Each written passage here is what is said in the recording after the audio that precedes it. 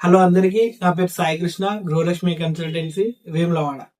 మున్సిపాలిటీలో కానీ నగర పంచాయతీలో కానీ ఇల్లు పర్మిషన్ తీసుకోవాలంటే రెండు రకాలు.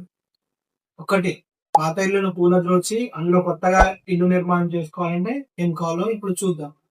రిజిస్ట్రేషన్ డాక్యుమెంట్, ఇంటి పన్ను పేపరు లేటెస్ట్ది, డివిజన్ రికార్డు 1984 నుంచి, అంటే ఆ ఇంటి నెంబరు 1984 నుంచి ఉంది అని చెప్పేసి చెప్పే పేపర్. అలాగే latest market valuation paper plus EC అంటాం కదా, ఓనర్షిప్ ప్రూఫ్ చూపించేది ఈసీ. ఇంటి ముందు 30 ఫీట్ల రోడ్, ఒకవేళ 30 ఫీట్లు లేకపోతే రోడ్ ఎఫెక్టెడ్ డాక్యుమెంట్ తప్పనిసరి. రెండోది, ఒకవేళ సర్వే నెంబర్ స్థలం అయితే కనుక దానికి ఎల్ఆర్ఎస్ పేపర్ ఉన్నట్లయితే ఎల్ఆర్ఎస్ ప్రొసీడింగ్ కావాలి. లేని ఎడల ప్రస్తుత మార్కెట్ వాల్యుయేషన్ తెలిపే పేపరు ప్లస్ ఈసీ, అలాగే రిజిస్ట్రేషన్ డాక్యుమెంట్ ప్లస్ 2020 వరకు ఎన్ని లింక్ డాక్యుమెంట్స్ ఉన్నాయో అవన్నీ లింక్ డాక్యుమెంట్స్ కావాలి.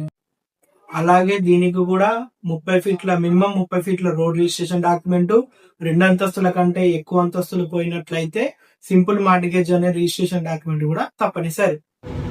ఇలా మున్సిపాలిటీ లేదా నగర పంచాయతీలలో 5 డాక్యుమెంట్స్ తో ఇల్లు పర్మిషన్ పొందవచ్చు. Thank you for watching.